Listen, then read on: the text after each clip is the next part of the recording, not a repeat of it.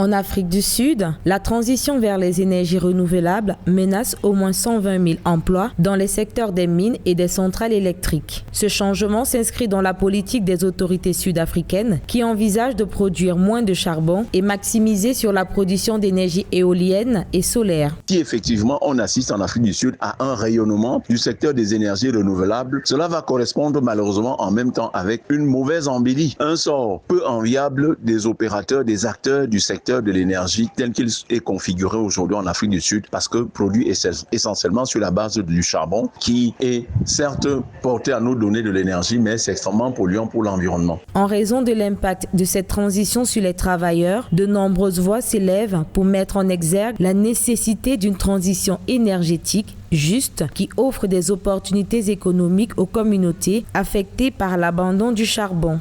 Vu que ces municipalités sont trop dépendantes des activités liées à la chaîne de valeur du charbon, la suspension de cette dernière laissera un vide important. Il s'agit d'une préoccupation clé pour l'Afrique du Sud en raison de son niveau élevé de chômage, d'inégalité et de pauvreté.